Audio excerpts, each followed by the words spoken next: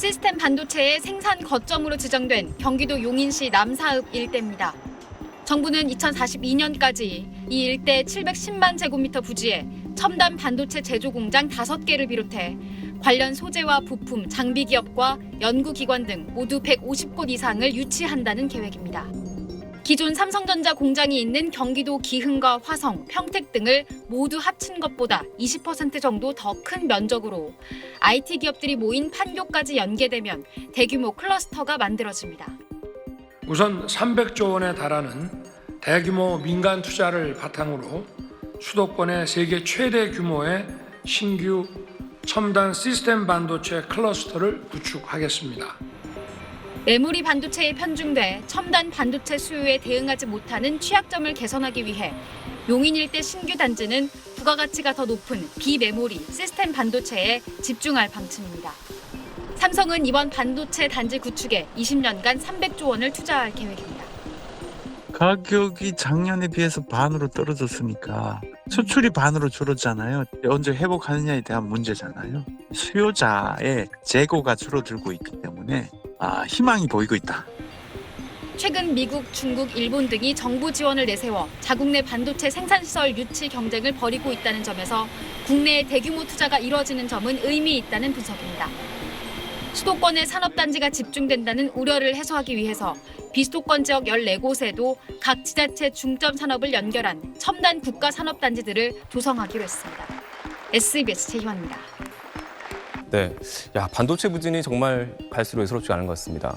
지난달 수출 실적이 나왔는데 1년 전에 비교하면 반토막 수준이라고요. 네, 사실 반도체뿐만 아니라 네. 지금 정보통신 분야에서 우리나라가 잘하는 품목들의 상황이 거의 다 어렵긴 한데요.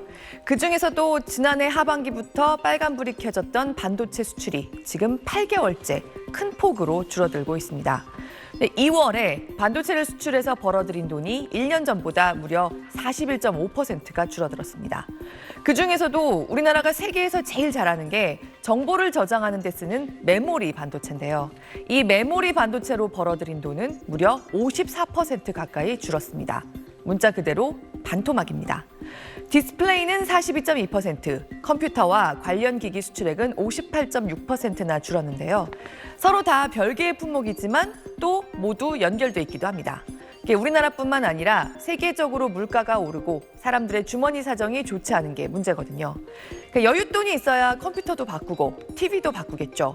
돈이 좀 없을 때는 이렇게 비싼 전자제품부터 다음에 바꾸지 뭐 하게 됩니다. 기업들도 마찬가지입니다. 투자를 줄일 때 새로 좋은 설비가 나와도 다음에 사 이렇게 되잖아요. 그래서 컴퓨터, TV, 디스플레이 장비들이 팔리지 않고 이런 제품들의 핵심 부품인 반도체를 달라는 곳도 줄어드는 겁니다. 그러니까 반도체 재고가 수십조 원어치씩 쌓여 있으니까 가격도 자꾸만 떨어집니다. 이럴 때 보통 반도체 업체들은 생산량을 줄여서 가격이 떨어지는 데 대응합니다. 그리고 중국 경제가 기지개를 다시 켜고 있으니까 하반기에는 중국으로의 수출이 늘어날 거란 기대도 있습니다. 하지만 당분간은 지금처럼 어려운 시간이 이어질 걸로 보입니다. 방금 쭉 설명해 주셨듯이 이제 경기가 문제라면 네. 경기가 물론 경기가 문제죠. 네. 그렇죠. 근데 이와 함께 우리나라 반도체를 둘러싸고 있는 외부 환경도 조금 복잡해지고 있는 상황이 좀 걱정스럽기도 합니다. 네, 굉장히 그렇습니다. 네. 지금 미국이 아주 강력한 반도체 정책들을 펴고 있는데요. 반도체는 워낙 다양한 소재와 복잡한 기술이 필요해서 지금까지는 국제적으로 분업 비슷하게 이루어져 왔습니다. 이를테면 우리나라는 첨단 반도체 완성품을 만들어내는 미세 공정 기술이 타이완과 더불어서 세계 최고입니다. 반면에 미국은 반도체를 처음에 설계하는 데 강점이 있고요. 또 중요한 반도체 장비도 몇 가지를 잘 만듭니다. 그런데 미국이 보니까 반도체가 점점 너무 중요한 부품이거든요. 그래서 설계부터 최종 생산까지 처음부터 끝까지 미국 땅 안에서 충분히 다 되게 해야겠다. 그리고 중국은 이걸 못하게 해야겠다. 이게 요즘 미국이 한국 공장을 적극적으로 유치하는 이유입니다. 그런데 우리는 우리 반도체의 가장 큰 고객이면서 우리가 이미 공장을 많이 돌리고 있는 중국의 눈치가 보이기도 하지만요. 장기적으로는 중국이 가장 큰 라이벌이 될 수 있기 때문에 미국과 협력할 이유가 많기는 합니다. 그런데 정작 미국이 요즘 내놓는 반도체 정책들에 우리가 감당하기 어려운 점들이 점점 나오는 겁니다. 이를테면 미국에 공장을 지으면 주겠다고 미국이 발표했던 보조금에 대해서 이달 초에 나온 기준. 이게 기술 유출 우려가 있는 요구, 또 중국에 대한 투자를 줄이는 수준도 지금 우리 현실에서는 너무 갑작스러운 정도의 요구가 나와서 이거는 우리가 감당하기 어렵다는 입장을 우리도 전달한 바 있습니다. 야, 여러 가지로 참 줄타기 하기 어려운 상황이 이어지고 있네요. 네, 그렇습니다. 네, 중국과 미국 사이에서의 줄타기만도 사실 골치가 아픈데 네. 미국이 구상하는 반도체 동맹 안에 다른 나라들과도 경쟁과 협력을 계속 번갈아 해야 하는 상황입니다. 그러니까 정치 외교적으로도 숙제가 산적한 일본과도 반도체로는 좀 더 전략적인 협력 관계를 모색하지 않을 수 없게 된 게요. 우리 반도체 기업들 매출을 제치고 세계 1등이 된 회사 타이완의 TSMC가 일본에 공장과 연구소를 짓고 있습니다. 이게 반도체 분야에서 좀 더 발돋움하려는 일본이 유치한 것도 있지만 타이완도 일본의 첨단 소재나 틈새 기술들을 선점하려는 필요가 맞아떨어진 겁니다. 우리가 여기서 어떻게 대응해야 될지 주시해야 하는 상황인 거죠. 근데 우리는 지금 이렇게 급변하고 있는 환경 속에서 아직 국내 지원책, 그러니까 반도체 산업의 세제 지원을 확대해주는 법안도 정치권에서 처리가 늦어지고 있는데요. 이제 가장 적절한 답을 찾아서 고민도 충분히 해야 하지만 상황이 우리를 오래 기다려주지 않는 분위기라는 거는 다 같이 절실하게 공감할 필요가 있어 보입니다. 네, 오늘도 잘 들었습니다. 고맙습니다. 지난 1월 반도체 업종의 재고율은 260%가 넘었습니다. 재고율이란 출하 대비 재고가 얼마나 쌓였는지 나타내는 숫자인데 쉽게 말해 반도체 10개 파는 사이 16개 이상은 재고로 쌓인다는 겁니다. IMF 이전인 1997년 3월 이후 25년 10개월 만에 최고치입니다. 공급망 불안에 반도체 품귀 현상이 이어진 재작년엔 정반대였습니다. 2021년 8월 재고율은 47%대, 주문을 못 맞출 정도입니다. 하지만 위드 코로나 이후 좀처럼 경기가 살아나지 못하고 있는 중국을 비롯해 세계적인 경기 불황에 반도체가 남아도는 겁니다. 우리 수출 60% 이상이 중국으로 가는 건데 스마트폰 시장하고 노트북 PC 시장이 중국이 많이 떨어졌잖아요. 그 시장 수요가 떨어지니까 출하가 지금 안 되고 있는 것이고 실제 반도체 수출은 전년 대비 42.5% 급감하는 등 7개월 연속 감소세를 나타내고 있습니다. 반도체가 국내 수출에서 약 20%의 비중을 차지하는 만큼 전체 수출도 타격을 입고 있습니다. 여기다 고물가 고금리가 이어지면서 상반기 성장률 전망치를 한국은행이 1.3%에서 1.1%로 하향 조정하는 등 경기 전망이 갈수록 악화하고 있습니다. SBS 정준호입니다. 미국 정부가 미국의 반도체 생산 시설을 건설하는 기업에 대한 보조금 심사 기준을 공개하고 의향서 접수에 착수했습니다. 390억 달러, 우리 돈 51조 원 규모입니다.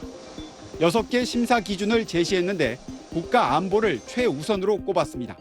This is fundamentally a national security initiative. The return on our investment is the achievement of national security goals. 국방부 같은 안보기관에 반도체를 안정적으로 공급하고 정부가 반도체 시설에 접근할 수 있게 해달라는 등의 내용입니다. 한마디로 국가 안보 시설에 준해 관리하겠다는 겁니다. 보조금 지급 세부 조건도 공개했습니다. 1억 5천만 달러, 우리 돈 2천억 원 이상 보조금을 받는 기업이 예상보다 많은 수익을 낼 경우 초과 이익 일부를 미국 정부와 나누도록 했습니다. CHIPS for America is designed to spur and crowd in capital investment, not replace it. I don't want to spend a dime that I don't have to. 미 상무부는 다만 초과 이익 환수액이 직접 지원 금액의 75%를 넘지는 않을 것이라고 밝혔습니다.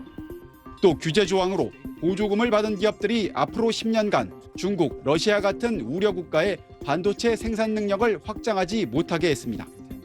기술 개발을 위한 제휴도 제한되는데 사실상 중국을 겨냥한 조치로 해석됩니다. 미 정부는 오는 31일부터 보조금 지원을 원하는 기업들로부터 신청서를 받을 예정입니다. 워싱턴에서 SBS 남승모입니다. 네, 경제부 김관진 기자와 이야기 더 나눠보겠습니다. 그러니까 미국에 투자를 하면 뭐 보조금은 받을 수 있지만 그러니까 반대로 좀 지켜야 할 게 많아 보이는데 우리 업계 쪽 반응은 어떻습니까? 네, 각종 사전 조건을 잔뜩 내건 미국 정부 발표에 당혹스럽다는 반응입니다. 삼성전자는 이미 미국 텍사스주에 파운드리 공장을 짓고 있고 SK 하이닉스 역시 미국의 첨단 패키징 공장 건설을 준비하고 있습니다. 환수하겠다는 초과 이익의 기준이 뭔지 세부 조항이 좀 더 나와 봐야겠지만 외국 기업들을 배제하고 미국 기업에 보조금을 몰아주려는 것 아니냐 이런 분석도 나오고 있는 상황입니다. 그러니까 방금 김 기자 이야기한 대로 우리 기업들이 이제 미국에 투자할 계획을 갖고 있는 거잖아요. 그런데 뭐 이제 와서 멈출 수는 없고 그럼 어떻게 해야 하는 겁니까? 네, 그래서 굳이 이렇게까지 하면서 보조금을 받아야 하나라고 생각할 수 있을 텐데 다른 선택지가 마땅치 않습니다. 반도체 분야 전문가 여러 명의 의견을 들어봤는데요.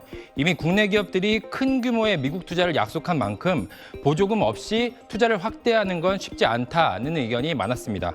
다만 이런 기조가 계속되면 이후 미국 내 추가 투자에 신중해질 수가 있습니다. 문제는 중국 내 투자 제한 조치인데 특히 큰 타격을 줄 수 있습니다. 삼성전자는 중국 시안 공장에서 낸드 플래시의 40%를, SK 하이닉스는 우시 공장에서 D램 반도체의 40%를 생산하고 있습니다. 결국 장기적으로는 중국을 벗어나서 새로운 반도체 공급망 개편에 참여할 수밖에 없는데 그게 단기간에 그렇게 쉬운 일이 아니라는 게 걱정입니다. 뭐 그렇게 지금 뭐 기업들 힘만으로 부족하다면 정부가 나서서 도와줘야 할 텐데 뭐 부처 차원의 대책은 있는 겁니까? 네, 산업부와 외교부는 우리 기업 경영에 과도한 부담이 되는 부분에 대해서는 미국 상무부에 적극 입장을 개진했고 향후 세부 규정 마련 과정에도 계속 협의하겠다고 밝혔습니다. 개별 기업이 대응하기 쉽지 않은 이슈인 만큼 미국 동향을 미리 파악하고 정부가 더 적극적으로 대응해야 한다는 지적이 나오고 있습니다. 네, 알겠습니다. 지금까지 경제부 김관진 기자였습니다.